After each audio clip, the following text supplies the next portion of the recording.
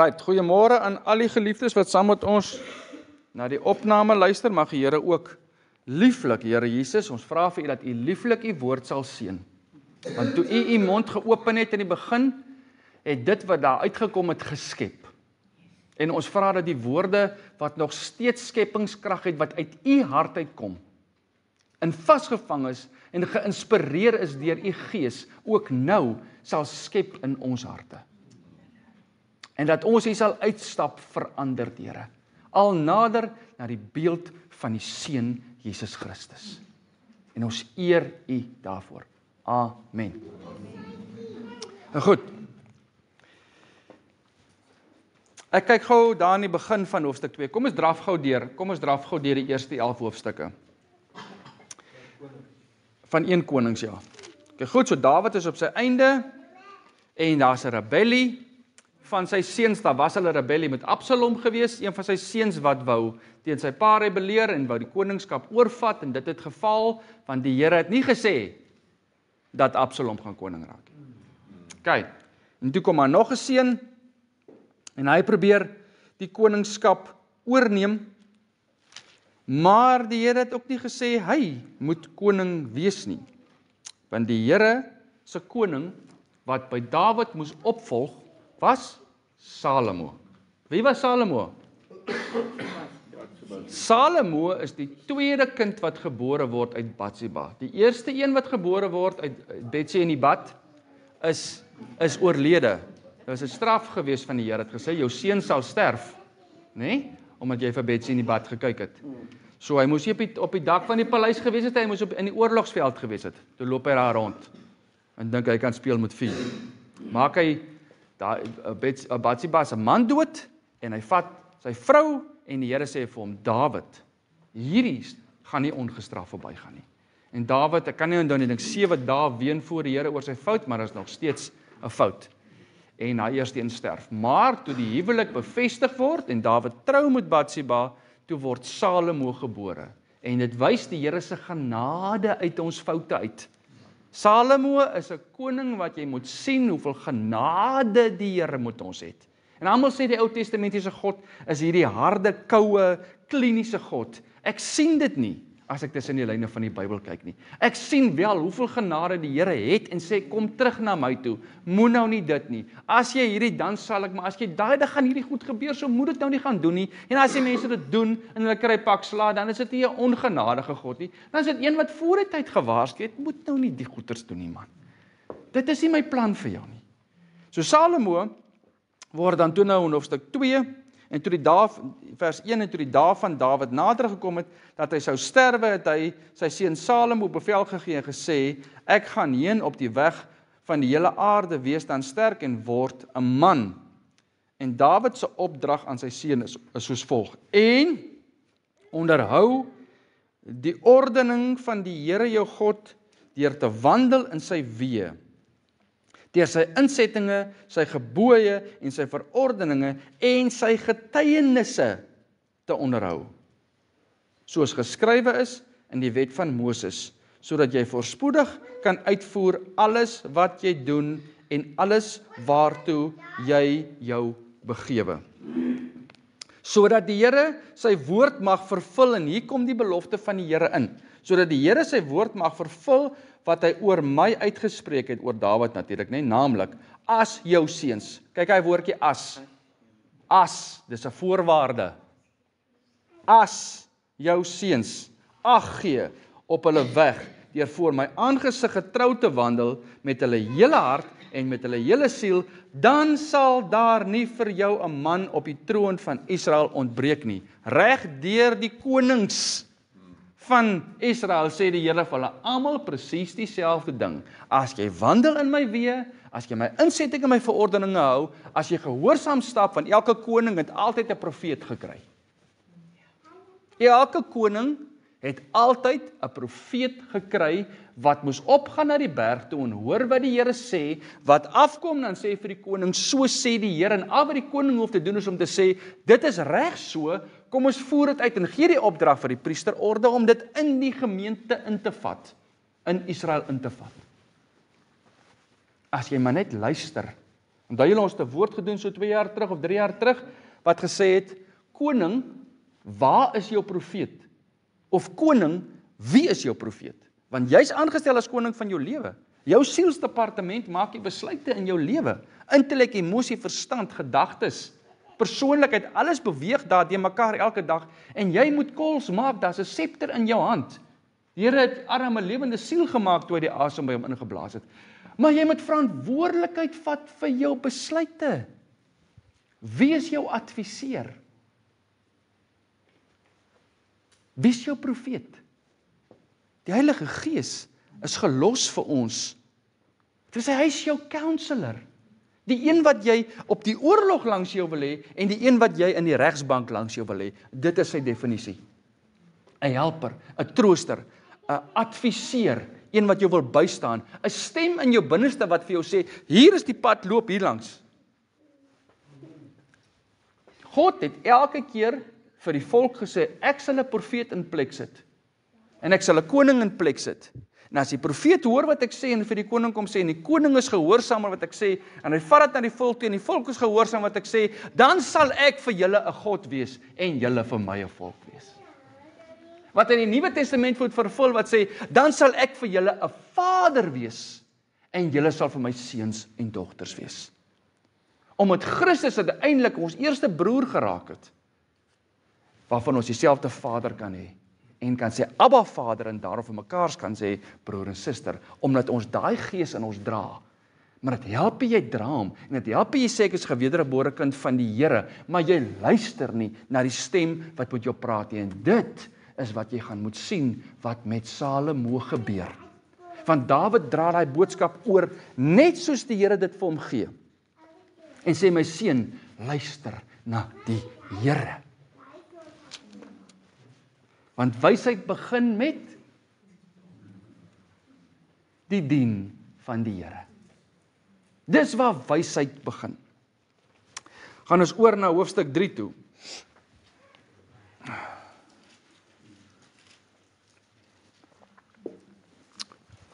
Vers 1. En Salomo het hom verswaar met Farao, die koning van Egipte. Hy het naamlik die dogter van Farao geneem en haar in die stad van Dawid ingebring, totdat hy met die bou van sy huis en die huis van die Here en die muur van Jerusalem rondom klaar sou wees. Hoekom is dit 'n verskriklike significant versie? Blaai gou saam met my na Eksodus 34 toe.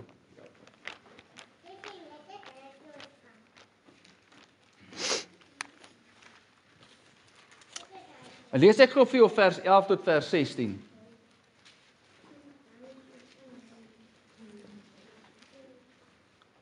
Eksodus 34 vers 11 tot vers 16. Moses klim op teen die berg en hy kry die wette. Onderhou wat ek jou vandag beveel, sê God aan Moses. Kyk, ek verdrywe voor jou uit die Amorite, die Kanaaniete, die Hittite, die Ferisiete, die Hiwite en Jebusiete. Neem jou in ag dat jy geen verbond sluit. Geen wat sluit? Verbond. Wat is 'n huwelik? Verbond. Is dit heilig, deur God ingestel, tussen man en vrou? Verbond. OK. Dat jy geen verbond sluit, of geen huwelik sluit, met die inwoner van die land waarin jy kom nie, sodat hy nie miskien 'n struik by jou word nie, maar hulle altare moet julle omgooi en hulle klippilare verbrysel en hulle heilige boomstamme afkap, want jy mag jou nie neerbuig voor 'n ander God nie, want die Here se naam is jaloers. 'n Jaloerse God is hy. Nie 'n lelike jaloers nie, hy is net baie lief vir sy mense. Sluit tog nie 'n verbond of 'n huwelik met die inwoner van die land nie.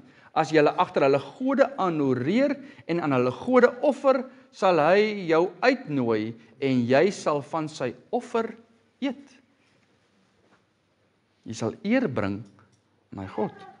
En jy sal van sy dogters neem vir jou seuns.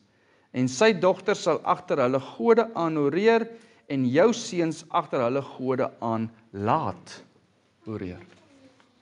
Wat hoor jy?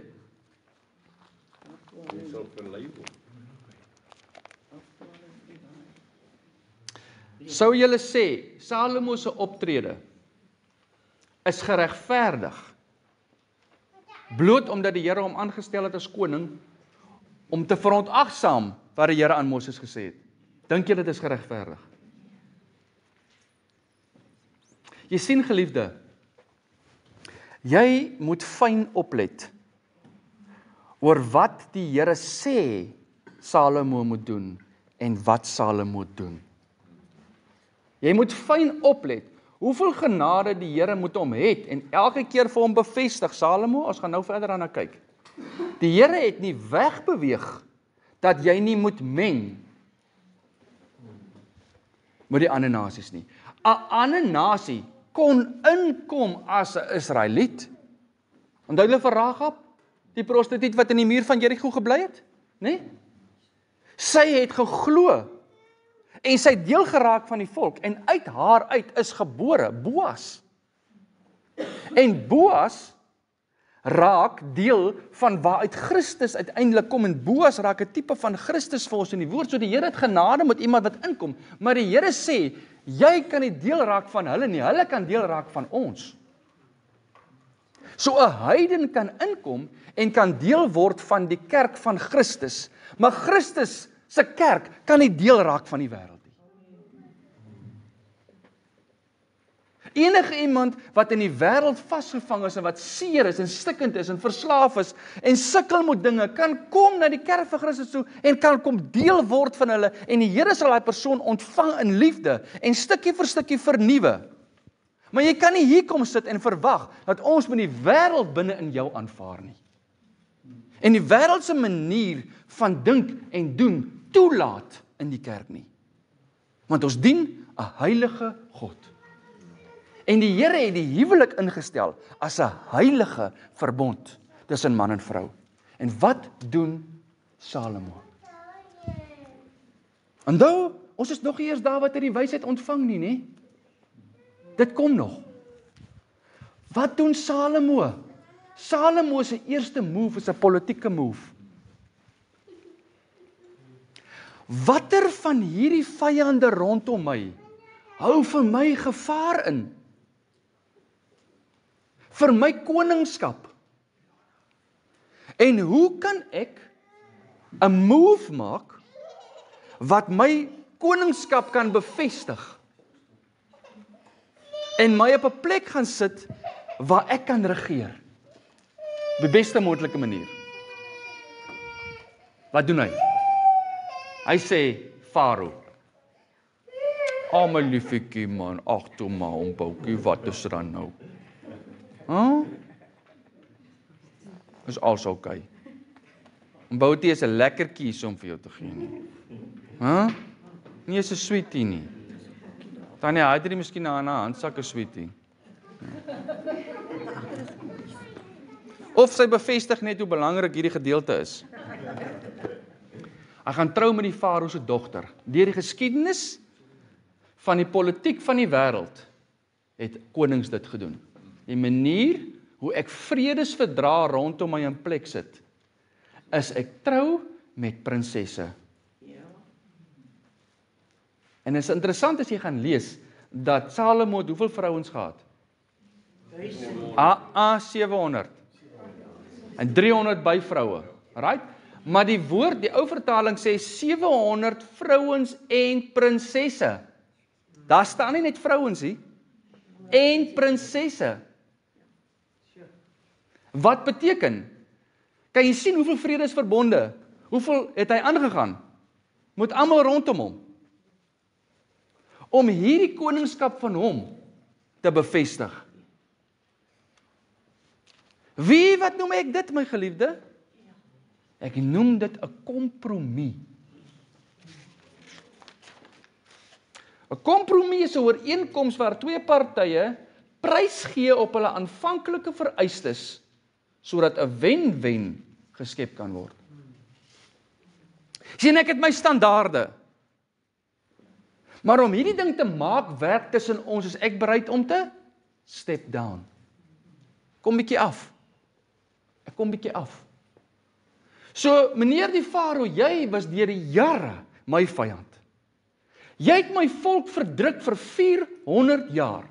Jy het slawearbeid ingestel. Jy het my mense vertrap in die grond, toe hulle vir genade vra, toe verdubbel jy hulle werk in Egipte.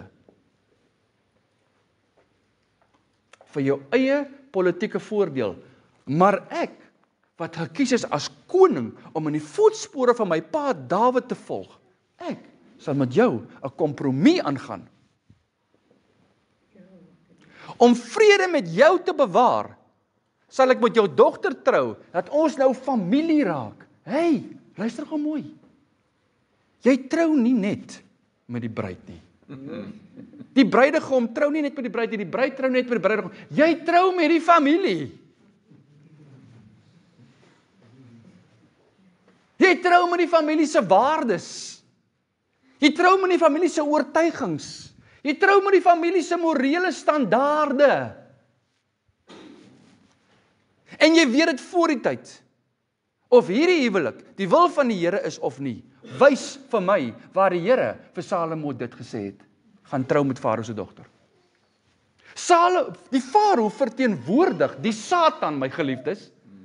Soos wat Moses die heenwysing na Christus is met die verlossingsplan, verteenwoordig Farao die Satan wat wil vashou en wat wil verdruk en wat beheer wil uitoefen. Jy kan nie 'n kompromie aangaan met die Satan nie. Jy kan nie 'n stoel uittrek vir die duiwel aan jou tafel nie. En jou standaarde waaraan jy glo en waarvoor jy staan en wat die Here vir jou gewys het, verlaag sodat daar 'n wen-wen geskep kan word tussen jou en iemand andersie. Jy gaan die vyand se familie in jou huis kry. Jy gaan die vyand se standaarde en se waardes sien manifesteer intussen jou mense. En jy gaan die kleinkinders grootmaak van die bose, tussen hakies gesê. As jy die vyand 'n stoel aan jou tafel gee. En hy gaan nog aandring dat jy die rekening betaal ook, van die kos wat hy eet.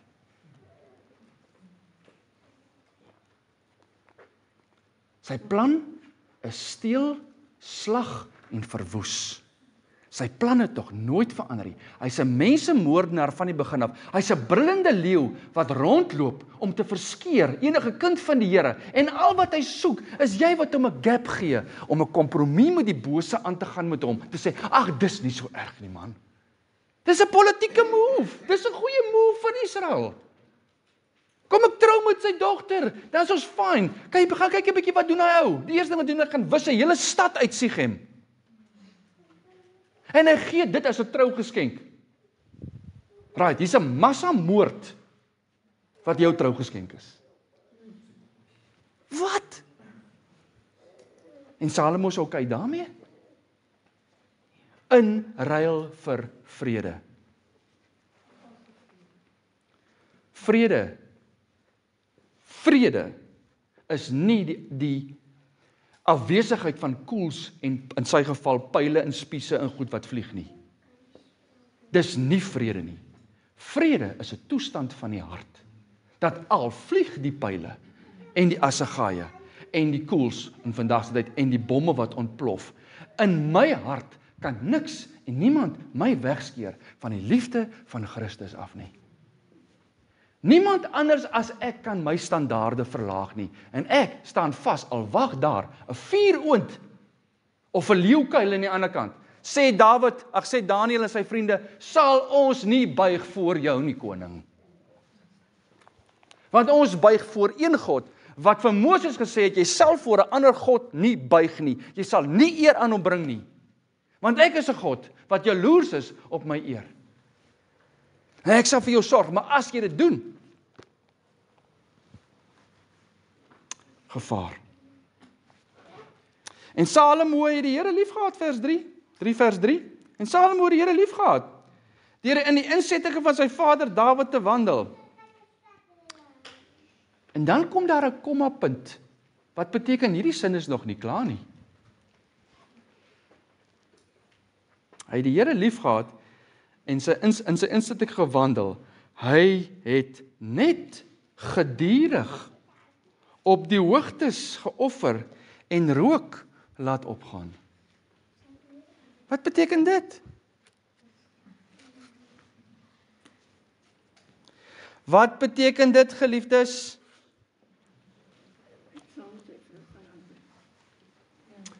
Ek het net so, nie nou en dan nie, gedurig. Saam met my vrou en saam met die ander mense of die ouens toegelaat om net 'n bietjie te doen wat hulle wil doen.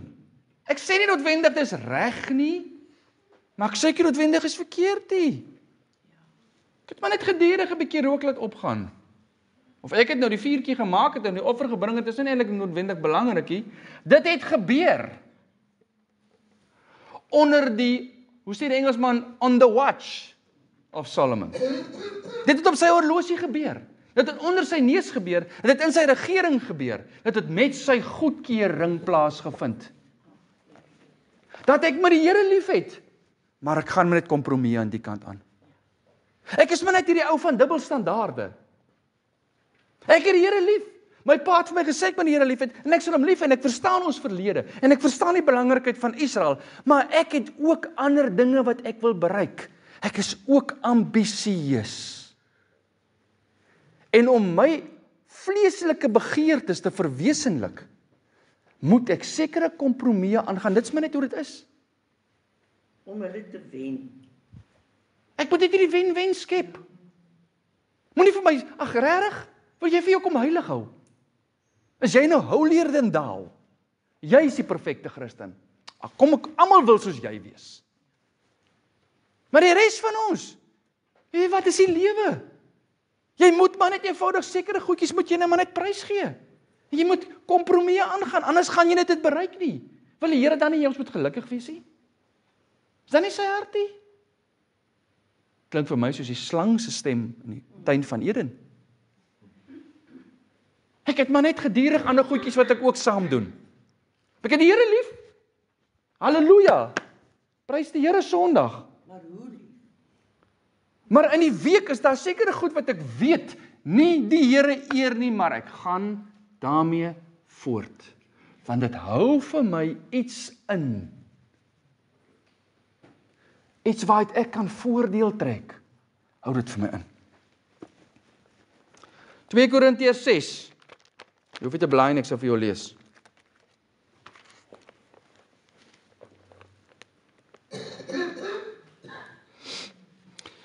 Vers 14. Moenie in dieselfde juk trek saam met ongelowiges nie.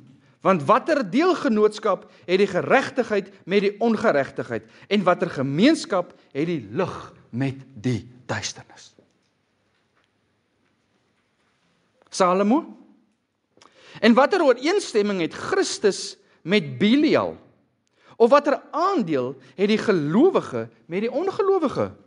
Of watter ooreenkoms het die tempel van God met die afgode? Ja, nee, maar die tempel was nog nie klaar gebou nie.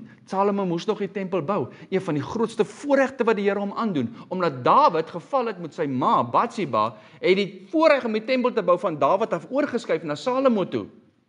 So, kan jy hoor hierdie argumente wat opstaan in jou, en die argumente wat opstaan in jou om goeders te regverdig, is argumente wat wil sê, dit is oukei om kompromieë aan te gaan. Dit is oukei om jou standaarde te verlaag, sodat jy iets kan bereik, want ons sal weer vir die kerk gee, of ons sal weer 'n skenking maak daar, of ons sal weer dit doen. Daar's altyd hierdie iets in jou wat probeer om dit uit te figure, hoe gaan dit werk? Hoe gaan ek albei kante kan 'n wen-wen skep? Jy wil jouself regverdig. Want julle is die tempel van die lewende God, soos God gespreek het, ek sal in hulle woon en onder hulle wandel, en ek sal hulle God wees, en hulle sal vir my 'n volk wees, wat terugwys na die beloftes wat hy gemaak het in Israel. Daarom gaan onder hulle uit en sonder julle afspreek die Here, en raak nie aan wat onrein is nie. Wat sê die Here vir Salomo? As jy uiteindelik hierdie goed doen, gaan jy wat doen? Jy gaan van hulle offervleis eet. Jy gaan vir jouself onrein maak om in te pas, En om die deal te maak werk, gaan jy onrein raak, en onrein is net 'n term, want ons leef in 'n nuwe verbond. En Jesus sê vir ons, dis nie wat by die mond ingaan meer wat onrein maak nie, maar dis uit wat uit die hart uit na buite toe kom wat onrein raak. En daarom is dit daai plan wat jy besig is om uit te dink oor hoe gaan ek dit maak werk, terwyl jy weet die Here sê nee, nie die pad nie. As jy besig om te dink, dan moet 'n halfway house wees. Ek moet hom vind. Want as ek hom vind, dan kan ek die Here please aan die kant, en ek kan die wêreld aan die kant tevrede hou. En daar's voordeel in vir my, as ek dit reg kry. Best of both worlds. En die oomblik as jy so redeneer, moet jy een ding weet, my geliefde. Die Satan het 'n stoel aan jou tafel gekry, en jy het die stoel uitgetrek en sê, kom sit, gasheer. Wat kan ek vir jou bring om te eet of te drink? Dis op my. Solank jy my net help om hierdie ding te maak werk. En of jy dit wil weet of nie, dis jou besluit. En my besluit. En ultimately moet ons die verantwoordelikheid neem vir ons besluite en ophou om te blameer. Dis my probleem met Menseregte Dag. Is hierdie vinger wat uitgaan na almal toe om te sê, dis jou skuld en jou skuld en jou skuld en my skuld en enige iemand se skuld en I demand en I demand en I demand. En dit het soveel te doen, ronde nul met kleur en ras. Dit het te doen met 'n toestand van die hart wat probeer om kompromieë aan te gaan en politieke agendas te hê om te kry wat ek wil hê. Wat van die Here se opdrag? Wat van sy plan met my lewe? Wat van die dag toe ek my hart vir die Here gegee het en gesê het, nou sterf ek aan self, ek teken af op my regte. Dis nie meer ek wat lewe nie, sê Paulus, maar Christus in en deur my. Dit is vir my waardevol. Die res van die verlede wat ek afsny, beteken vir my nul. Ek ag dit gelykstaande aan menslike uitskeiding nadat die maag gevat het wat hy wil hê. Daar's nog 'n oorspronklike woord, ek dis lelik om dit te sê, maar ek sê dit maar nog steeds. Vrouens het nie sanitêre voorregte gehad in daai tyd wat julle vandag het nie. Net lappe gedra. Paulus het ook 'n verwysing na daai bloed wat afgeskei word wat niks meer beteken nie. Daar is nie meer moontlikheid tot lewe in daai bloed nie. Daai bloed is dood. Die lewe is in die bloed. So kom Jesus se bloed moes vloei vir ons om lewe te hê, maar die bloed wat na 'n manstonding uitgeskei word, is nie gebruik nie. Daai potensiële eiersel wat groei kan hê, is nou dood. Dis wat Paulus daar ook sê, saam met die menslike uitskeiding. Dit word deur die liggaam uitgeskei, want dit is nie gebruik nie. Dit is die lewe van probeer om na myself eerste te kyk. En as ek wil menseregte aanhang, dan beteken dit gaan nog steeds oor my.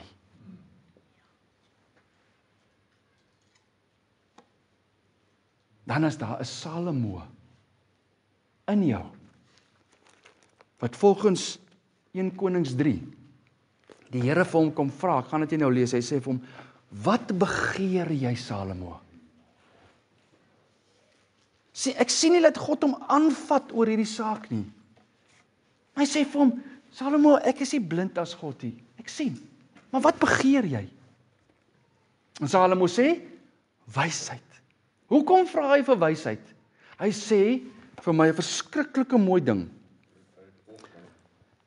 Hy sê, nou dan Here my God, vers 7, U het U knegt koning gemaak en my vader Dawid se plek, maar ek is 'n jong seun. Ek weet nie om uit of in te gaan nie. Hoor julle daai afhanklikheid? Here, ek is so afhanklik, eet vir my as 'n jong seun. Hy kan nie 18 gewees het nie, want dan was hy 'n man. Inteendeel, partykeer is hulle van 13 af 'n man. Miskien 'n bietjie later in die geskiedenis van die Jode eers. Maar jy kan definitief sê hy is onder 21. Sonder twyfel. Want hy ag homself 'n jong seun, onervare. Ek weet nie om in of uit te gaan nie. En U knegt, in die midde van u volk wat u verkies het, 'n groot volk sê hy, wat nie getel of bereken kan word nie weens die menigte. Gee dus aan u knegt 'n opmerksame hart om reg te spreek oor u volk, om tussen goed en kwaad te onderskei. Weet jy wat sy wysheid vra? Hy vra vir die gawe van onderskeiding. Hy vra vir die gawe van onderskeiding, en die gawe van onderskeiding is 'n gawe van die Gees, wat tot my en jou beskikking is, my geliefde, besef jy, as jy kan onderskei tussen goed en kwaad, deur die Gees van die Here wat in jou woon, het jy dieselfde wysheid as wat Salomo ontvang het. Hoekom? Want dieselfde Gees het aan Salomo gegee, wat aan jou sal gee. Jakobus, skryf, laat die een wat nodig het? Wysheid. Dit van die Here afbid. Wat aan hom sal gee sonder voorbehoud. Het hy vir Salomo gegee sonder voorbehoud? Sonder voorwaardes? Wysheid? Ja. Gee dit vir my en jou? Ja, om wat te doen? Om te onderskei. Op hierdie pad wat ek en jy elke dag stap. Is dit reg of is dit verkeerd? Nee, dit is nie so eenvoudig. Ja, dit is so eenvoudig. Soos lig en duisternis. En die twee meng nie met mekaar nie. Want Christus het gekom as die lig vir die mense, om die voetpad te skyn. Die lig is die lamp vir jou voet. Stap hier langs. Nee, hier is 'n korter paadjie hierdeur. Here, Pretoria toe is nie die kortste Calvinia, Appington, Kimberley om nie. Dis die kortste en een langs. Dit was een van my argumente met die Here in 2010. Tot ek later sou agterkom, die Here sê vir my, 'n pad saam met my is nie die kortste pad nie, maar dis die enigste pad. 'n Pad saam met die Here Jesus Christus is nie die maklikste, mooiste, skoonste teerpad wat jy kry nie. Daar gaan baie grondpaaie wees.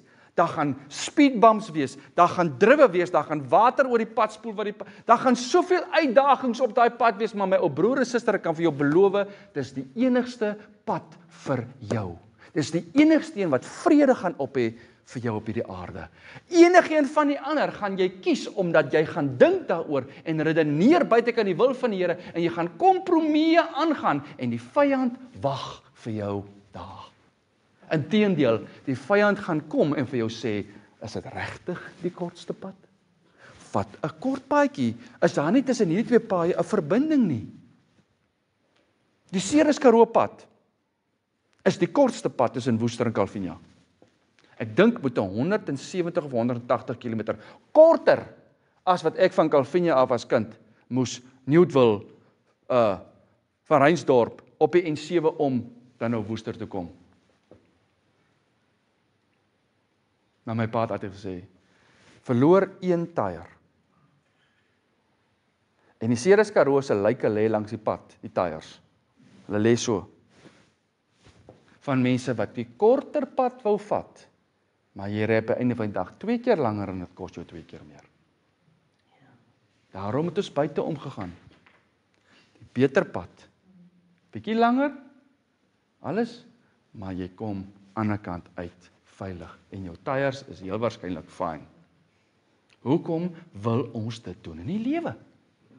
Hoekom wil ons die Here se pad omseil? En ek wou baie graag nie dit vandag gedoen het nie, maar ek gaan ietsie ingooi. Ek gaan ietsie ingooi, so wat die Here die week met my, in my eie persoonlike stilte tyd deurwerk. En dit is, in Hebreërs 10, ek gaan met vinnig ingooi, dan gaan ons aan, want ek voel daar is nog 'n klomp wat ek moet praat. In Hebreërs 10 is daar 'n karaktereienskap, waar die skrywer, niemand weet presies wie Hebreërs skryf het, maar dit voel vir my, dit moes Paulus gewees het. Terwyl hy in die tronk sit, en sy mense is bekommerd oor hom, maar sê vir hulle iets. Ek soek die woordjie lydsaamheid. Hy sê, hierdie een ding kort julle nog. Ek gaan nou nie die hele ding lees, los het. Ek wil net vir jou sê wat dit is. Dit is vir my belangrik. Hy sê hierdie een dingetjie moet julle nog verstaan. Van die vertalings noem dit geduld. Maar daar is vir my 'n verskil tussen geduld en lydsaamheid. Geduld is wanneer ek en jy op iets op aarde voorwag en ons moet rustig wees daaroor. OK? Kan nie van op na matriek toe gaan nie. Ek moet eers deesdae mos nou eers R en dan deur al die grade tot by graad 12. So ek moet geduldig wees terwyl ek deur die stappe gaan tot uiteindelik matriek. Maar lydsaamheid. 36. Lees hom gou, broers. Want julle het lydsaamheid nodig om nadat julle die wil van God gedoen het, die belofte te verkry. Wow, stop net daar. Om nadat jy die wil van God gedoen het, die belofte te verkry. Dis hoekom ek nou voel dit sluit aan hier by Salomo, want Salomo het ook die beloftes gekry. As jy, soos jou vader Dawid, en jy en jou seuns bly binne die wil van die Here, dan sal daar op die troon van Dawid nooit vir julle 'n nageslag ontbreek nie. Selfde belofte uit Egipte uit. As julle bly binne my, nê? Binne my wolkkolom, binne my vuurkolom, binne my wil, deur die woestyn, dan wat wag aan die ander kant vir julle? 'n beloofde land, 'n belofte. Selfs met Christus, as julle, Johannes 15, as julle in my bly soos ek in julle, dan, hierdie as, dan dit. Indien nie, moeilikheid. Nou, daai woordjie lydsaamheid het te doen met om te kan wag op die Here sonder om ongeduldig met hom te raak. Dis iets anders. Daar's iets wat in my en jou opstaan wat ongeduldig raak met die Here en dan eien ons onsself die reg toe om met hom te argumenteer daaroor. En my ou broer Fafa sê altyd, weet jy met wie jy praat? Weet jy met wie jy probeer argumenteer? Weet jy vir wie probeer jy sê, dis hierdie kortste pad nie? En die Here sê, dis die pad wat ek aandui. Want ek weet wat op hierdie kort paaie vir jou lê en wag. Om op die Here te kan wag, sonder om hom aan te jaag of kwaadlik te neem dat hy nie kom volgens jou op die tyd wat jy hom verwag het en nie doen wat jy verwag het hy moet doen nie. Dit is lydsaamheid, maar daar kom nog ietsie by hom by. En dis wat Paulus vir hulle sê heel kort. Dis hoekom dit net geduld is nie. Hy sê, selfs al word jy vervolg tydens jou wagproses, sal jy nog steeds nie buig voor 'n ander God nie. Jy sal nog steeds nie ongeduldig raak met die Here nie. Hy sê, want ek sit in die tronk, sien julle dat ek die Here aanjaag om hier uit te kom? Nee, ek kyk na die geleenthede rondom my, om te kan doen wat die Here nou vir my hier wil hê hier binne. En ek sit 'n mou nie dag en nag oor die plek waar ek is nie, en ek raak nie opgewerk met die Here omdat hy nie dadelik weer kom nie, want ek is besig om lydsaamheid te kweek in my hart as 'n karaktereienskap van Christus. As hy dan volledig mens en volledig God was, hoekom moes hy wag tot op 30? Wil jy vir my sê, Jesus Christus was nie op 21 reg om te doen wat die Vader vir hom wou gehad het om te doen nie?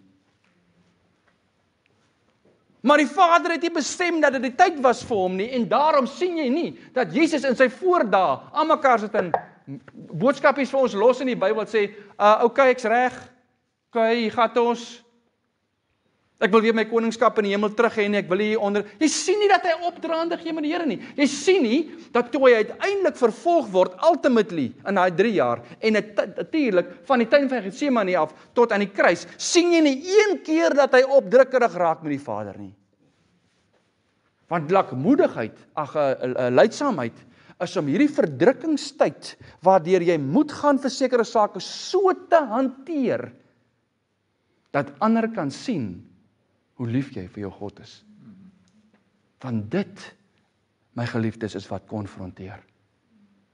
Wat konfronteer is om by iemand te kom, wat 'n geliefde aan die dood afstaan, of wat 'n plaas verloor het, of wat deur groot krisisse gaan met familie of huwelik en enigiets, en jy sien die liefde van Christus in daai persoon se oë, en jy sien hulle passie vir die koninkryk, en dit is asof jy wil vra, hoe kry jy dit reg in hierdie toestand? Dis wat Paulus hier sê, en wat ek dink ontbreek het in Salomo, is om te wag op die Here om die dinge in plek te sit wat hy gesê het hy gaan doen. So kom ek spring ook maar in en help 'n bietjie die Here om sekere goed in plek te sit. Net daar kom die fout. Want dan moet ek kompromieë aangaan met die vyand. Right, ek gaan spring. Dis 'n klomp dingetjies wat ons nog moet deurpraat met mekaar. OK. Hy wil net die regsaak en die goed reg hanteer en die Here staan dit vir hom toe en die Here gee vir hom sommer daarmee saam ook nog. Rykdom en eer. Kyk dan kyk jy by hoofstuk 4 die vernaamste amptenare van Salomo. So koning Salomo dan die koning oor die hele Israel geword en dan is daar 'n klomp amptenare wat hy noem in vers 7 verder het Salomo oor die hele Israel 12 bestuurders gehad wat die koning in sy paleis onderhou het. Elkeen het 'n maand in die jaar die onderhoud op hom gehad. En dan kyk jy vers 22, vers 28, daar staan wat elkeen van hulle in 'n maand moes gee. Dis 'n astronomiese hoeveelheid kos en dinge om al die diere van die paleis en die mense en almal te onderhou vir 'n maand lank. En dan vers 29, en God het aan Salomo wysheid gegee en 'n baie groot verstand, 'n ruimte van insig soos die sand aan die see, soos die sand wat aan die seestrand lê, sodat die wysheid van Salomo groter was as die wysheid van al die kinders van die ooste en as die wysheid van Egipte. Ek probeer dit vir my vrou sê, ek het dit, maar sy wil dit nie verstaan nie. Ja, hy was wyser as al die mense. Okay? En in vers 32, en hy het 3000 spreuke uitgespreek en sy liedere was 1005. En hy het oor die bome gespreek en die seder van die Libanon en mense en visse en alles in vers 34. En van al die volke het hulle gekom en na die wysheid van Salomo geluister, van al die konings van die aarde wat van sy wysheid gehoor het. Hy was wys en het meer insig gehad as enige iemand anders. Dan sluit hy in vers 5 'n verbond met Hiram, die koning van Tyrus, wat vir hom boumateriaal gee vir die tempel. En dan kom hy in hoofstuk 6 by die bou van die tempel self. En hier wil ek gou vir jou ietsie uitwys. Vers 2. En die huis wat koning Salomo vir die Here gebou het, was 60 el in sy lengte en 20 in sy breedte en 30 el in sy hoogte. Nou lees ek vir jou vers 11 en die woord van die Here tot Salomo gekom en gesê, wat hierdie huis betref wat jy besig is om te bou, as jy wandel, ek kom dit alweer, as jy wandel in my insettinge en my verordeninge uitvoer en al my gebooie onderhou, om daarin te wandel, dan sal ek my woord wat ek tot jou vader Dawid gespreek het aan jou vervul, dan sal ek onder die kinders van Israel, onder die kinders wat in Israel woon en my volk nie, ek sal nie my volk verlaat, ek sal onder die kinders woon, okay? En dan in die einde van hoofstuk 6, vers 37, en in die 4de jaar is die fondament van die huis van die Here gelê in die maand Sif, en in die 11de jaar in die maand Bil is dit is die 8ste maand, was die huis voltooi in al sy dele en volgens al sy vereistes, sodat Salomo 7 jaar daaraan gebou het. Kyk hoe begin hoofstuk 7. Salomo het 7 jaar gewerk aan die huis van die Here, hoofstuk 7, maar aan sy huis, sy eie huis, het Salomo 13 jaar gebou. En die hele huis voltooi. Hy het naamlik die huis van die Libanon bos gebou, 100 el, 60 el die huis van die Here, 100 el in sy lengte en 50 el versus 30 el in die tempel, in sy breedte, en 30 el hoog op sy hoogste, 4 rye sederpilare. Wat sien julle hier? Aan wie se huis gee Salomo meer aandag? Wie verdien meer tyd in sy lewe? Hy self. Wys vir my die opdrag wat die Here vir Salomo gegee het om vir homself 'n paleis te bou. Ons sien baie duidelik die opdrag van die Here aan Salomo deur sy vader Dawid om die tempel te bou. En spesifikasies hoe? Presies dieselfde as wat die Here vir die Moses die opdrag gegee het om die tent van die tabernakel, die tent van samekoms op te stel, met spesifikasies, presies 'n paar hoofstukke vol spesifikasies. Waar gee God die opdrag vir Salomo om vir hom dubbel die tyd te spandeer om homself te verryk?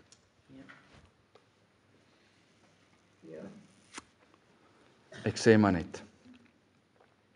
OK, dan word die tempel ingewy, inwyding van die tempel, en Salomo is op het, onthou Salomo was lief vir die Here, so dan Salomo daai pragtige gebede wat hy bid, terwyl die tempel ingewy word, en hy staan by die Here, en hy sê al hierdie verskriklike mooi goed, en dan onder andere in sy gebed, in vers 35, dan sê hy, ek wil eers vir jou lees vers 20, en Salomo sê, en ek sit op die troon van Israel, soos die Here gespreek het, en ek het die huis gebou vir die naam van die Here. En hier sien jy hoe Salomo net so 'n stukkie inbring van dis ek. Kan julle sien? It's me. Pride kom in hierso.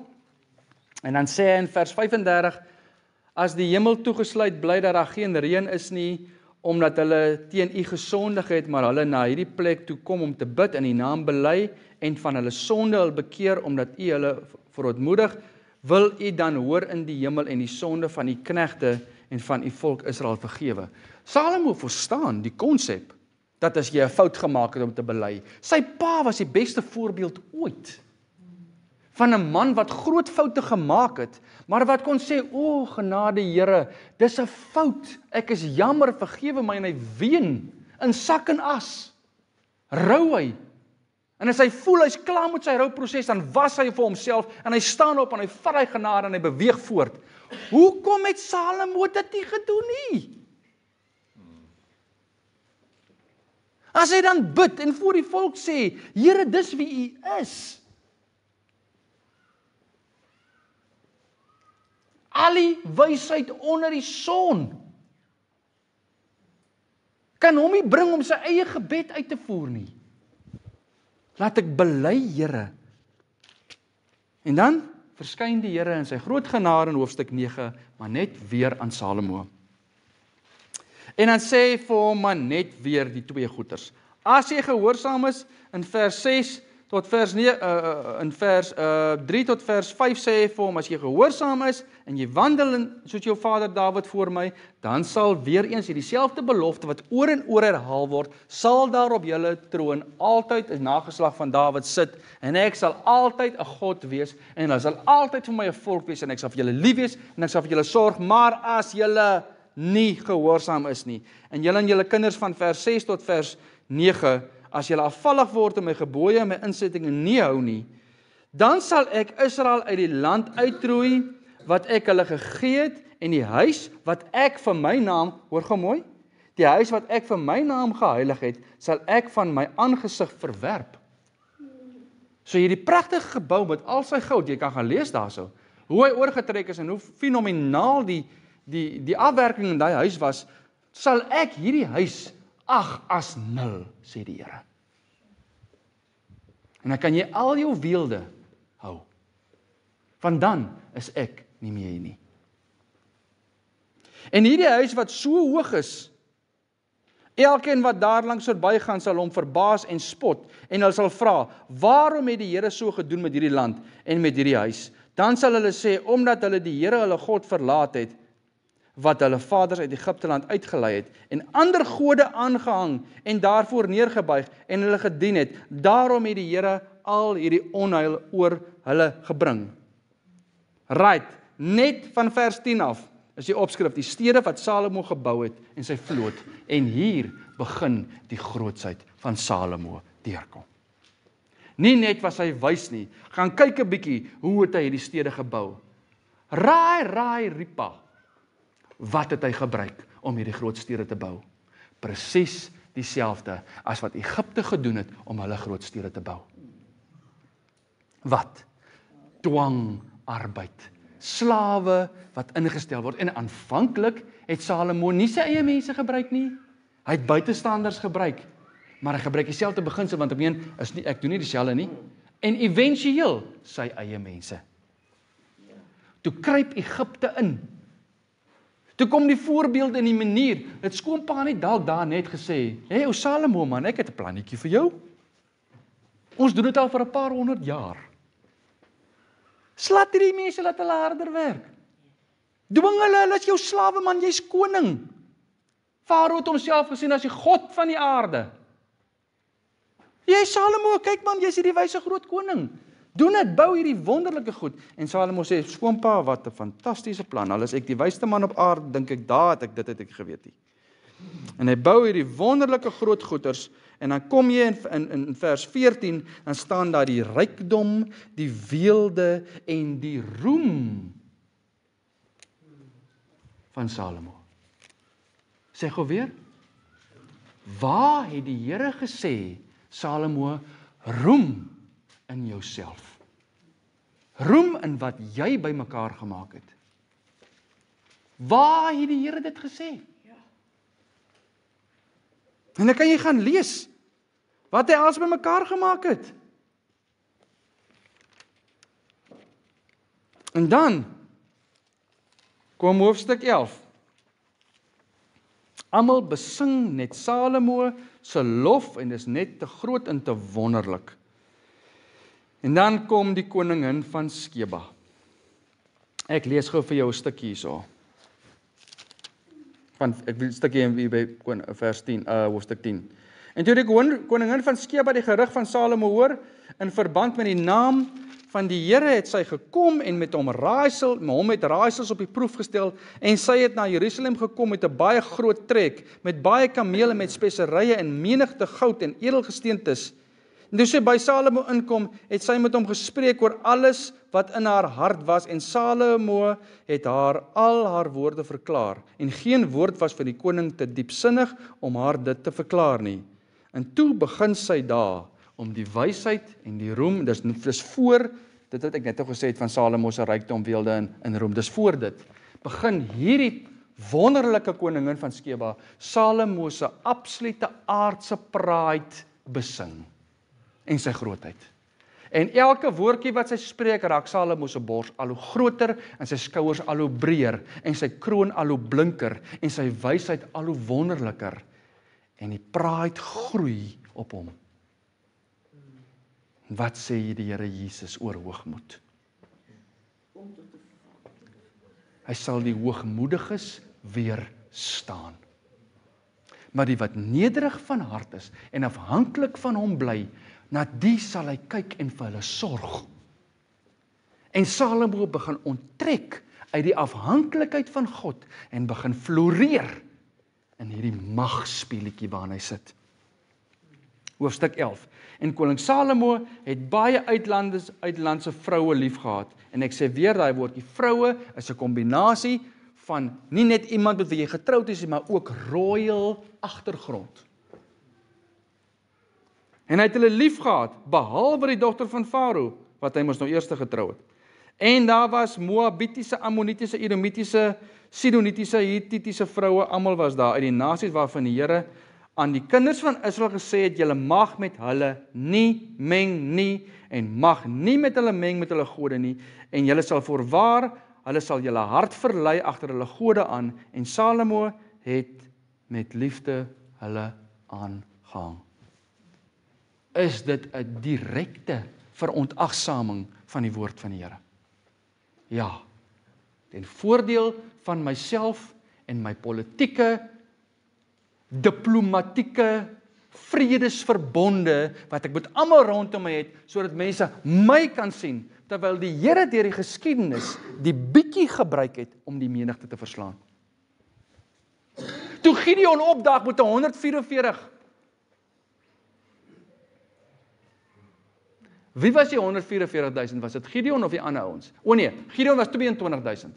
Die teenstanders was 144.000.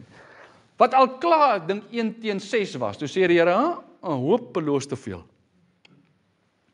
Julle mense kan nog sê, julle was goeie fighters geweest, as julle die game, as julle wen. Maak hulle minder, maak hulle minder, maak hulle minder, maak hulle minder, totdat daar net 300 siele oorbly. Wat moet gaan fight teen 144.000? Dis nie eers 'n persent nie, dis 'n 0.7 dink ek, persent. Die odds is stack teen hulle. En sonder om 'n swaard te trek, deur net 'n klomp klanke te maak met fakkels in kruike en goeters, bring die Here die oorwinning van 300 teenoor 144.000.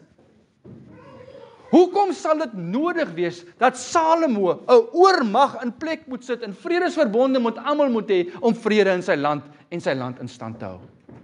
as die Here van die leerskare aan sy kant is? Waar is die wysheid nou? Wat sê Dawid vir Salomo in hoofstuk 2? Hy sê, moenie net vashou aan die beloftes van die Here nie, hou vas aan sy getuienisse.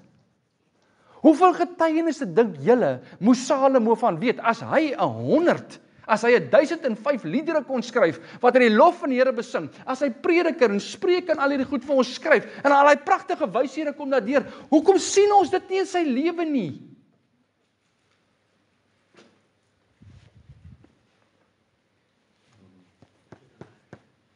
Want Salomo het 'n stoel aan sy tafel uitgetrek vir Satan.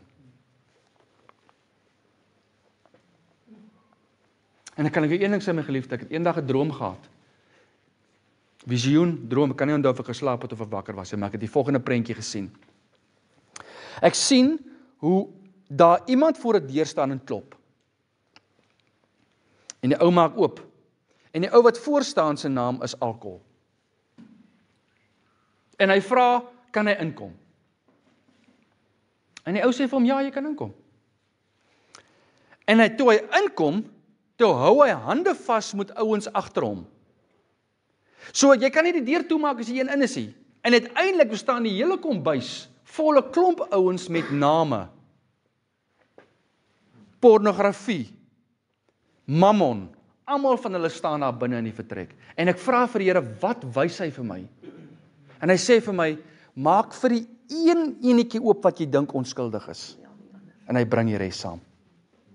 Wat vir my aansluit by die skrif wat sê, as daar 'n bose mag uit iemand uitgedryf word, dan gaan maak hy 'n draai in die wêreld. As hierdie huis waar hy uitgedryf is, hierdie siel, nie tot inkeer gebring word, en die Heilige Gees kom woon in hierdie, dan kom daai perd wat 'n draailoop maak het in die wêreld, kom hy terug. En hy bring 7 slegter as homself saam. Nou los jy hierdie persoon in 'n baie slegter plek, waar dan miskien 1 of 2 uitgedryf was, as jy nou 7 of 14. Pas op vir die kompromie wat jy aangaan, met die klein goedjies wat jy dink oukei is, met die bose. Hulle bring hulle chommies saam. En stukkie vir stukkie word jy afgebreek in jou standaarde. En stukkie vir stukkie word jy afgebreek in jou suiwerheid en jou heiligheid voor die Here. Nie dat jou gees minder heilig kan wees nie, want hy is volledig heilig, maar jou siel word van dag tot dag vernuwe, al nader na die beeld van die Seun Jesus Christus. En as jy so bietjie begin compromise, deur 'n klein stukkie vir die Satan toegang te gee tot jou tafel, dan bring hy die res saam. En hy's 'n beter bemarker as wat jy dink. Want hy introduce vir hulle, stukkie vir stukkie, bietjie vir bietjie, totdat jy op 'n dag, ou vir my sê, hy draai om en hy sê, hoe het ek hier gekom? Hoe het ek hier gekom? En hy sê vir my, hoe gaan ek vir jou 25 jaar se lewe verduidelik? Ek sê, broer, ons begin by een dingetjie op 'n slag. Ons praat vir hulle een vir een deur, soos wat die Here die Gees van die lewe vir jou herinner. So gaan ons hierdie goed op die tafel sit, en ons gaan vir julle elkeen bely, en ons gaan die Here vra om vir jou skoon te maak en nie te maak in hierdie areas. Want jy het kompromieë aangegaan met die Satan. Jy het kompromieë aangegaan met die bose. Jy het probeer om deals in plek te sit, but your deal was with the devil. En duisternis en lig sit nie saam aan dieselfde tafel nie. Lig verdryf duisternis. Op daai punt val my nou net vinnig by, dat as jy vars water kom met 'n brakfontein, Jakobus tong, en brakwater kan nie te vars fontein kom.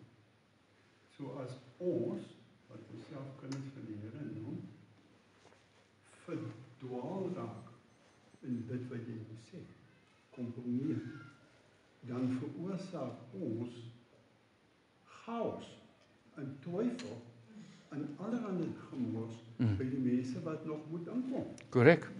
En dit is 'n baie groot ding. Dan Pieter, dan kom daai woord van die Here nou in my hart, wat oom nou sê, wee die een, wat enige iemand anders laat struikel, in sy pad na die Here toe.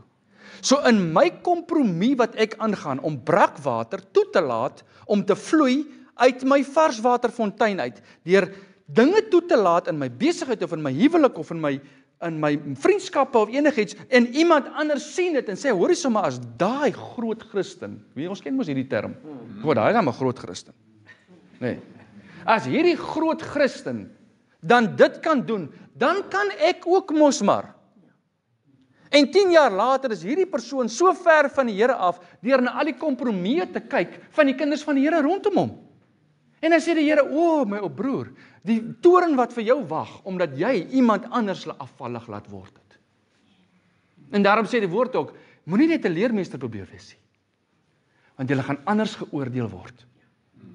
En ek vrees vir die dag, wat leermeesters, woordleraars voor die troon van die Here moet staan oor die toestand van die kerk vandag. Om te sê, ons gaan kompromieë aan, om mense gelukkig te hou, en nie God nie. En ons vertroue skuif van die Here af, na mense toe. En dit, oor rykdom, en pride, en roem, en eer, wat my kant toe wil kom, en die voordeel wat ek daai trek, versus om my skape te laat wy, en my skape lief te hê, en my skape kos te gee, en na hulle te kyk, en seker te maak, dat die wolwe in skaapklere, nie die trop uit mekaar uitjaag nie. En toe gebeur dit.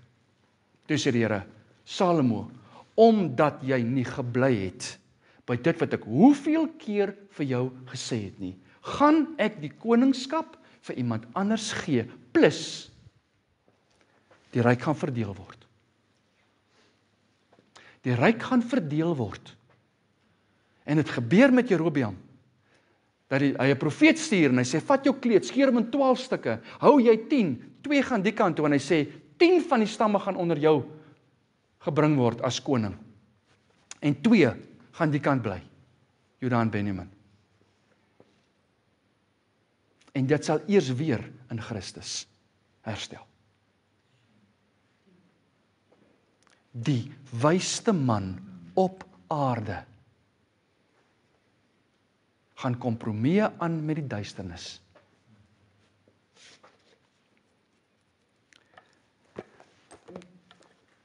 Ek lees net gou vir jou, ek wil net gou vir jou die laaste paar opskrifte, ek gaan net die opskrifte lees, en sê jy gou vir my, wat hoor jy? God verskyn aan Salomo, die stede wat Salomo gebou het en sy groot vloot. Die koningin van Skeba kom Salomo besoek. Rykdom, weelde en roem van Salomo. Salomo word verlei tot afgodery. God kondig hom sy straf aan. Al die vyande van Salomo en die dood van Salomo. Hoe's daai vir 'n ending van 'n storie? Presies wat die Here gesê het vir Moses gebeur met Salomo. Soos wat jy kompromieë aangaan, en soos wat jy met al hierdie vrouens trou, en al die voordele, ek meen, jy kan die somme gaan maak, 1000 vroue, 3 jaar gevat, voor ek die volgende een weer sien vir die eerste keer. Al die voordele wat Salomo gedink het, hy daai trek, en al die kompromieë met al die konings rondom hom, wat hy in plek het, en alles is so great. Op die einde van die dag, toe moes hy al daai mense se vereistes akkommodeer in sy koninkryk. En daarom sien jy 'n tempel opgaan van al die afgode. Ek gaan nie eens al die goed vir jou lees nie, maar jy kan dit self gaan kyk. Onder andere vir Moloch. Weet julle wie was Moloch? 'n God wat gesê het, jy moet jou kinders offer vir jou voorspoed. Dan maak hulle 'n vuur, dan gooi hulle kinders daarin. Dan offer hulle die kinders, sodat ek voordeel kan trek. En Salomo, met al sy wysheid, laat dit toe. En hy bou tempels vir hulle. En hy akkommodeer hierdie klomp prinsesse van hom, want die pressure word op hom gesit. As die vredesverbond in plek moet bly met daai koning, en jy het met haar getrou, dan moet jy ons akkommodeer in jou land. En die bose, Satan met sy stoel, aan Salomo se tafel, vernietig Salomo se koningskap. Soos wat die bose, Christus se lig in jou gaan verdryf, as jy aanhou gaan toelaat om die sitplek vir hom te gee. En voor jy vir jou kom kry, daar's daar niks meer van Jesus in jou lewe oor nie. En moet jy gaan hard sit en dink, van die wêreld en al die kompromieë wat jy aangegaan het, roel jou lewe. Kyk rondom jou, geliefdes. Kyk rondom jou. Kyk hoe lyk mense wat probeer met een voet in die wêreld staan en een voet in die kerk. Kerk beteken eintlik niks. Dit is net 'n gebou, maar kerk is daar waar gelowiges saamkom. En waar die tempel van Christus rein en heilig is, dit is kerk. En Jesus het gekom om dit skoon te maak. Toe hy sien die toestand, toe hy die kompromieë sien in die tempel, van al die geldwisselaars. Toe sê hy, wat? Gaan vleg gesweep, voeter vir hulle daar uit, gooi hy goed om, hy sê, dit is kompromieë wat julle aangaan met mammon. My Vader se huis is 'n huis van gebed, en julle maak dit 'n rowerstoel. En hy jaag dit uit, want as die Gees van die Here kom, maak hy skoon. Kom ons laat die Gees van die Here toe, geliefdes, om te kom skoonmaak. Alle kompromieë wat ons aangegaan het. En daarvoor gaan jy moet gaan sit en sê, Here, wys vir my deur u Gees profeties waar die kompromieë sit. En ek kan jou beloof, hy gaan vir jou goedjies wys. Ek hoop van harte daar is iets op jou lys nie. Maar ons het 'n vlees. En ons vlees begeer altyd na die beste vir onsself. En hy vlees druk en hy dring teen dit wat die Gees wil hê. Dit sê Galasiërs vir ons. En hy gaan nie stop nie, want ons vlees het 'n bondgenoot aan die vyand. En ons vlees wil die hele tyd die stoel uittrek vir hom en sê, kom sit, help jy om somme te maak, help jy beplan. En die Gees van die Here sê, nee. Wat het duisternis en lig met mekaar te doen? Moenie in dieselfde juk trek as die bose nie. Dit is hoe die bankrowers almal dood gegaan het. Want uiteindelik het jou partner jou geskiet. Gaan kyk 'n bietjie. Net een het weggekom in die geld, as hy weggekom het, want hy is ook eventueel gevange, verloor hy nog dit ook. Maar jy kan niemand vertrou as jy kompromieë aangaan nie. Jy kan niemand vertrou nie, want jy is besig met 'n bose agenda in jou hart en daai persoon ook. En die vyand het net een plan met jou, steel, slag en verwoes. Alright, kom ons sluit af. Wat voel ek in my persoonlike stap saam met die Here, het die val van Salomo bewerk? Die eerste een is, hy het getrek in die juk. Opdrag was, wandel in die lig. En Salomo het kompromieë met die duisternis aangegaan, met verkeerde konings, met hulle dogters getrou, en die waarskuwing van die Here was, jy gaan eindig, hulle gaan jou verlei, om hulle gode te aanbid, dit het gebeur. Hy het vrede gesoek, aardse vrede, terwyl Jesus vir ons sê wat? Ek het nie gekom om aardse vrede te bring nie, maar die swaard. Tussen gelowiges en ongelowiges. Dit was een van sy val. Salomo se opdrag was, bly afhanklik van my, sê die Here. En Salomo het dit gesien as onderhandelbaar. Salomo skryf, Spreuke 3 vers 5, vertrou op die Here met jou hele hart en steun nie op jou eie insigte nie. Wat loop doen hy? Salomo sê in vers 6 van Spreuke 3, ken hom en al jou weë, en hy sal jou paaie gelyk maak. Salomo sê, wees nie wys in jou eie oë nie. Vrees die Here en wyk af van die kwaad. Salomo. En moenie vinger wys na hom nie. Kyk na jouself, my geliefde. Wat sê ons vir ons kinders? Moenie maak wat ons maak nie, maak wat ons sê. Maar hoe meer ek het sê, die ou wat my getrou het vir my gesê, moet nooit sê ek sal nie soos my pa wees nie, want jy gaan presies wees soos hy. En Jesaja 58 sê, as jy hierdie vinger kan terugtrek wat jy so wys, dan sal die Here jou gebede begin beantwoord. Nie Salomo nie, ek en jy is Salomo. Dis so ons kyk, dis so ons genade kan hê vir Salomo. Want dis so die Here met ons veronderstel is om ons uit te wis, maar hy doen nie. En hy reken ons ons kwaad nie toe nie en ons ongeregtighede nie toe nie, maar hy het so begeerte dat ons verstaan ons is afhanklik van hom en nie van onsself en die wysheid en die insig en die planne wat hy vir ons gee eers nie. Ons is afhanklik van hom. Ons werk nie vir werkgewers nie, ons werk vir die Here. Die werkgewer is nie ons voorsiener nie, die Here is ons voorsiener. Ons moet dit verstaan. En ek moes dit leer. Sê Here, glo jy ek is die God wat in alles kan voorsien of sê jy net so? Ja, Here, okay, stap Pretoria toe. Net vir 76 dae wees afhanklik van my. En dit was 'n baie moeilike les wat lank aangehou het. En vandag bly dit my Achilles heel. As dinge die rekeninge nie goed te veel optel, dan slaan daar 'n sweetjie voor my kop uit. Salomo offer vir afgode en bou tempels vir hulle. En hy skuif sy afhanklikheid na mense toe en ander gode. Salomo het vredesverdrae met konings en mense in plek om te sê, ek vertrou op mense teenstrydig met vertrou op die Here en maak nie op jou eie insig te staat nie. Die Here sê vir Salomo en vir my en vir jou in Jesaja 30, wee die een, pas op, wees gewaarsku, die een wat planne maak, maar is nie uit my uit nie, sê die Here. Die een wat op die arm van vlees vertrou en op die krag van die strydwa en die perd, ek sal dit breek. En daarom, my geliefde, gaan dit baie hartlik wat ek nou sê, maar ek sê dit met volle oortuiging. As die Here my nie gebreek het nie, het ek nie gedraai nie. En daarom is my gebed dat die Here elke een wat nie wil luister nie, breek.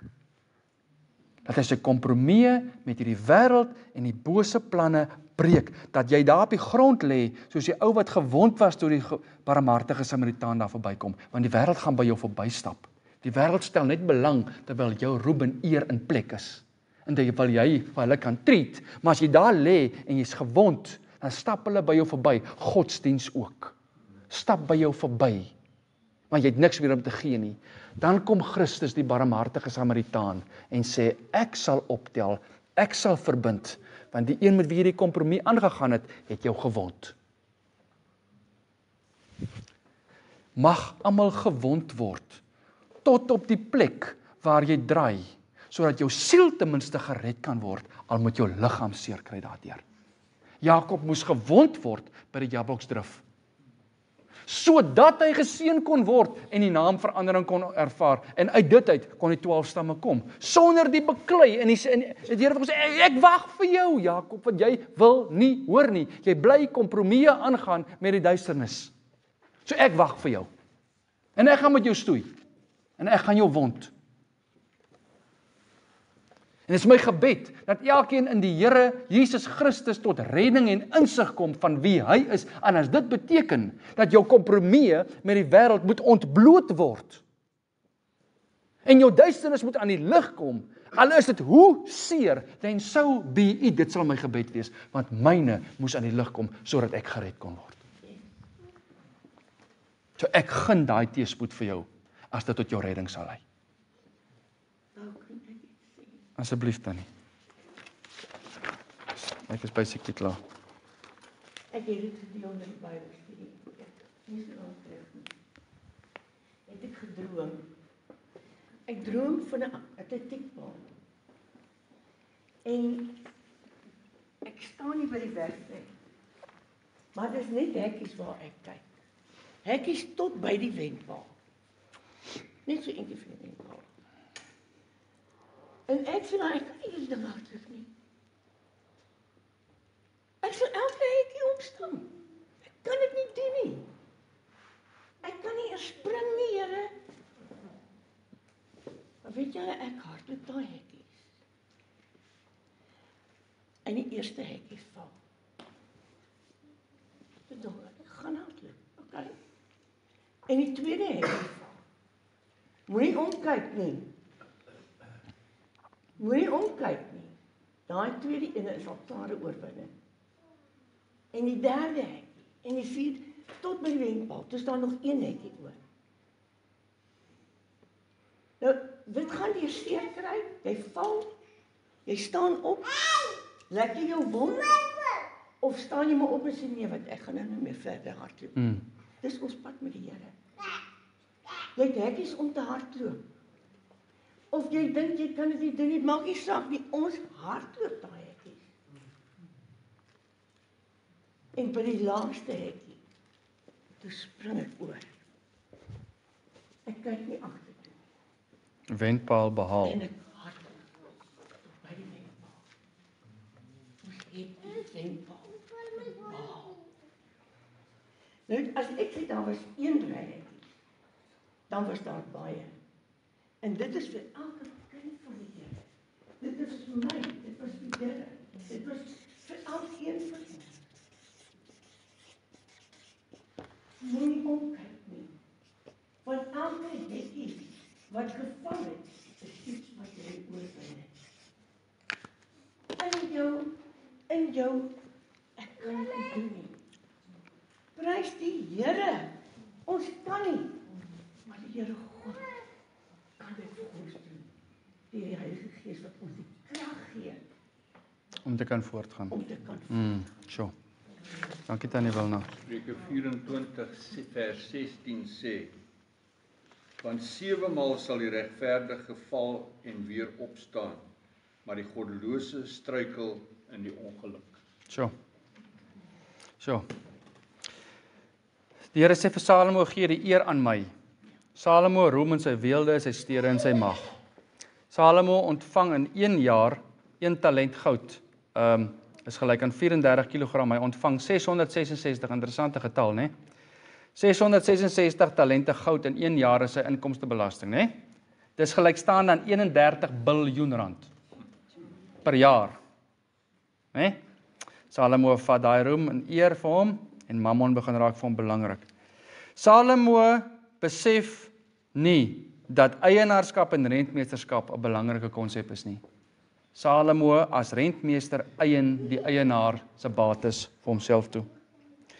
Salomo kry die opdrag om gehoorsaam te bly aan die opdragte van die Here en Salomo verlaat dus sy eerste liefde en volg sy vleeslike begeertes. En wat skryf Salomo aan die einde van sy lewe aan Prediker? Dis alles 'n gejaag na wind. Moenie jou stoel uittrek vir die Satan nie. Moenie self aan die kop van die tafel gaan sit as die hoof nie. Die kerk het een hoof en dis Christus. Self is nie veronderstel om belangriker te wees as God nie. Want as ek tussen self en God moet kies, kies ek vir self. Tensy ek kan sê, soos Jesus vir die disippels sê, as jy my wil volg, verloon vir self. Self is nie meer belangrik nie. Neem jou kruis op elke dag en volg my. Die val van Salomo was kompromie. Ongehoorsaamheid, roem en eer vir homself. Moenie 'n ooreenkoms aangaan met die bose en probeer om 'n wen-wen daai te kry nie. Verloor jy eerder op hierdie aarde en jou kroon wag in die hemel. Ek probeer nie sê dat Salomo 'n slegte ou was nie. Glad nie. Ek probeer vir jou sê, Salomo het gesukkel met presies dieselfde as ek en jy. En kom ons leer uit hom uit. Kom ons sien vir Salomo. Ek sê altyd, Salomo is vir my soos die oupa wat sy kleinkinders op sy skoot tel en sê, kan oupa jou vertel van die foute wat ek gemaak het sodat jy nie hoef nie.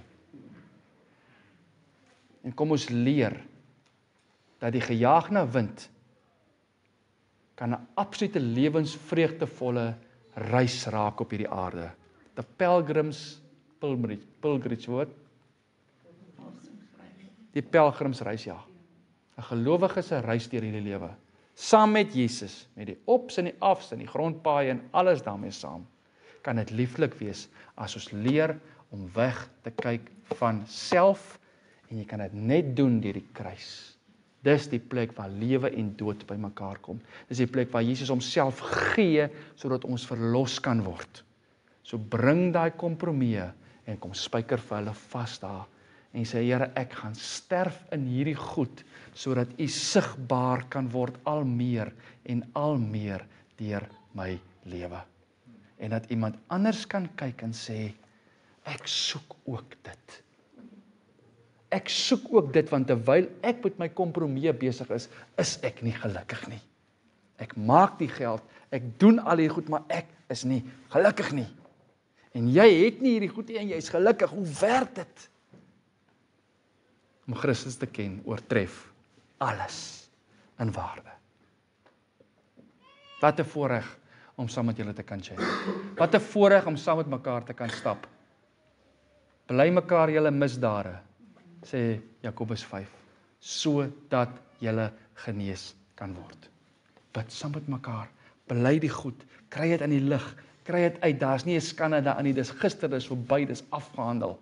Kom ons trek ons uit na wat voor is. Die wenstreep wag, die hoë roeping in Christus, oor hoekom ek en jy hier is.